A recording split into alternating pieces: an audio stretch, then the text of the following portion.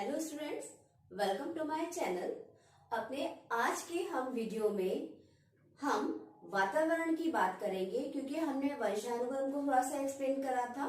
तो आज हम वातावरण और वंशानुक्रम और वातावरण के बीच जो संबंध होता है उसको समझेंगे। वातावरण से क्या तात्पर्य है? वातावरण से तात्पर्य है मनुष्य का बाहरी आवरण या बाहरी व्यवहार, जिसमें मनुष्य रहकर अंतःक्रिया करता है। वातावरण के शब्द को हम पर्यावरण के नाम से भी जोड़ सकते हैं, क्योंकि पर्यावरण का मतलब भी होता है हमारा चारों ओर का वातावरण। जिस प्रकार से किसी व्यक्ति के विकास में आनुवंशिकता या वंशानुक्रम का बहुत बड़ा योग होता है, तो ठीक उसी प्रकार से वातावरण का भी बहुत बड़ा योग होता है। वातावरण को हम पर्यावरण इसलिए कह सकते हैं कि चारों ओर का वातावरण है, यानी कि जो हमारा बाहरी आवरण है वो हमारा वातावरण कहलाता है। अब पर्यावरण में भी दो शब्दों का समावेश होता है, सभी जानते हैं। परि प्लस आवरण। पर्यावरण का इसका मतलब जो पूरा उसका मीनिंग बनता है पर्यावरण का, वो बना हमारे चारों ओर का वातावरण। अब चारों ओर के वातावरण में, चाहे वो सामाजिक वातावरण हो या हमारा भौतिक वातावरण हो या कोई भी वातावरण जो हमको बाह्य दृष्टि से दिखता है, जिसमें बाह्य वातावरण की हमको समझ में आता है, जो हमें वातावरण दिखाई देता है, वो सारा हमारा पर्यावरण या वातावरण कहलाता है। तो व्यक्ति के विकास में या बालक के विकास में जैसे वंशानुक्रम बहुत ज्यादा महत्वपूर्ण होता है, ठीक उसी प्रकार से वातावरण भी बहुत ज्यादा महत्वपूर्ण होता है। वातावरण को भी हम दो भागों में विभाजित कर सकते हैं। पहला आंतरिक वातावरण और दूसरा बाह्य वातावरण। आंतरिक वातावरण से तात्पर्य हम ये समझते हैं, जो व्यक्ति अपने आंतरिक अंतःक्रियाओं से समझता है, जो व्यक्ति की आंतरिक शक्तियों को विकसित करता है, जिसमें व्यक्ति की आंतरिक शक्तियां प्रभावित होती हैं, वो सब जो है वो आंतरिक वातावरण के अंतर्गत आता है।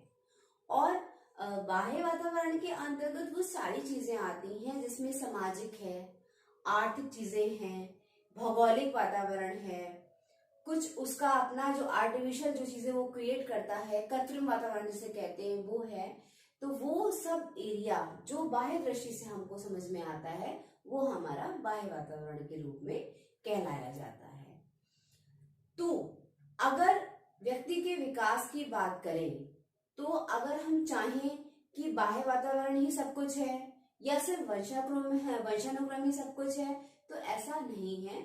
एक व्यक्ति का विकास यदि होना है, चाहे वो अच्छे एरिया से विकास हो या उसका थोड़ा सा गलत एरिया से विकास हो। गलत एरिया से विकास का मतलब है कि कुछ कुसंगति उसके अंदर आ जाए, या अच्छा उसको व्यवहार ना मिले या अच्छा माहौल ना मिले, तो उसका गलत एरिया में उसका विकास होना जायज है। तो चाहे कैसा भी विकास है, उस व्यक्ति के विकास में वंशानुक्रम और वातावरण दोनों का असर पड़ता है। यदि हमें एक अच्छा वातावरण प्राप्त होता है, अगर हमें एक अच्छा एनवायरनमेंट मिलता है, तो उस एनवायरनमेंट में हम फिजिकल भी डेवलप होंगे, हमारा जो मेंटल एबिलिटी वो भी हमारी बहुत ज्यादा डेवलप होगी, हमारा जो फिजिकल अपीयरेंस है वो बहुत ज्यादा प्रभावित होगा, और हमारी जो बौद्धिक क्षमताएं हैं या हमारी पर्सनैलिटी है या हमारा वे ऑफ टॉकिंग है या हमारा टोटल जो भी हमारा ओवरऑल डेवलपमेंट है, वो बहुत सही दिशा में होता है अगर हमें अच्छा वातावरण मिलता है। अच्छे वंशानुक्रम के संग में अगर हमें अच्छा वातावरण मिलता है, तो ये तो प्लस बन जाता है। और यदि हमें वातावरण सही नहीं मिलता है, मान लीजिए आपका खान पान सही नहीं है, या आपको पौष्टिकता नहीं मिल रही है, या आपको बौद्धिक विकास के हिसाब से आपको एनवायरनमेंट नहीं मिल रहा है, आपका स्कूलिंग एरिया अच्छा नहीं है, या आपके परिवार का माहौल अच्छा नहीं है, या विद्यालय का माहौल अच्छा नहीं है, तो उसका असर हमारे पर्सनैलिटी पे या हमारी बौद्धिक क्षमता पे या हमारे विकास पर पड़ता है। तो विकास, चाहे वो शारीरिक विकास हो, मानसिक विकास हो, कौन सा भी विकास हो, उसमें वंशानुक्रम और वातावरण दोनों ही बहुत महत्वपूर्ण भूमिका निभाते हैं। वातावरण के संबंध में भी कई मनोवैज्ञानिकों ने अपनी परिभाषाओं को दिया है और अपने विचारों को व्यक्त किया है, जिसमें से एक डेफिनेशन मुझे बहुत अच्छी लगती है, वो है बोरिंग, लैकफील्ड और बेल्ड की। तीनों ने ही समर्थन किया है इस बात को। वो ये कहते हैं कि वातावरण वह प्रत्येक वस्तु है, उनका मतलब ये है कि वातावरण वह प्रत्येक वस्तु है जो व्यक्ति के पैतृकों के अतिरिक्त अन्य सभी बातों को प्रभावित करती है। मतलब जो बच्चों को पैतृक गुण मिलते हैं, जो बच्चों को जेनेटिक एनवायरनमेंट मिलता है, उसके बाद जो बाहरी चीजें जो मिलती हैं, वो सब जो प्रभावित करती हैं, वो सब वातावरण के अंतर्गत आता है। बिल्कुल सही बात कही है इन्होंने।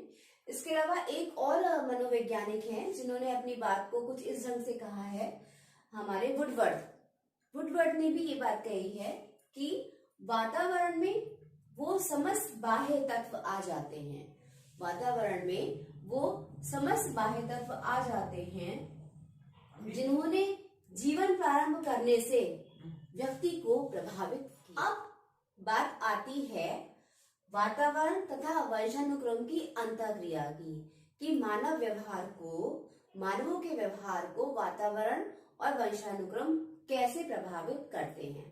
तो इसको हम एक डायग्राम के थ्रू समझते हैं। हमने एक ट्रायंगल बनाया और उसमें हमारा मनुष्य है, मनुष्य का मानव व्यवहार है। इस मानव व्यवहार को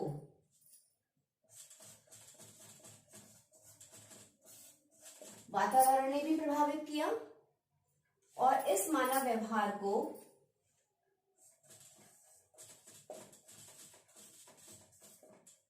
वंशानुक्रम ने भी प्रभावित किया। मनुष्य का मानव व्यवहार जिसको प्रभावित किया वातावरण ने भी और वंशानुक्रम में भी। अब प्रश्न ये बनता है, अब सवाल ये उठता है कि वातावरण और वंशानुक्रम मानव के व्यवहार को किस तरीके से और किस सीमा तक प्रभावित करते हैं। ये भी एक प्रश्न बन के आया कि किस सीमा तक, मतलब क्या वंशानुक्रम ज्यादा इंपॉर्टेंस है वंशानुक्रम की, या फिर हमारे वातावरण की बहुत इंपॉर्टेंस है। तो वुडवर्ड ने एक उदाहरण दिया, उस उदाहरण में उसने वंशानुक्रम और वातावरण को धरती और बीज का एक रूप समझा, कि वंशानुक्रम मान लीजिए बीज है और वातावरण उसकी धरती है, या धरती और वातावरण, धरती जो है वो बीज है, या जो वातावरण है वो हमारा बीज है या धरती है। आप कुछ समझते, मतलब जैसे एक पौधे को बनने के लिए जब एक पौधा विकसित होता है, एक बीज का जब विकास होता है, तो उसमें वंशानुक्रम और वातावरण दोनों ही प्रभावित करेंगे। यानी कि एक पौधे को बनने में धरती भी प्रभावित करेगी क्योंकि उसके अंदर पोषक तत्व होंगे, और बीज जिससे उसका निर्माण होगा। तो वंशानुक्रम में और वातावरण में बीज और धरती को समाविष्ट किया गया है।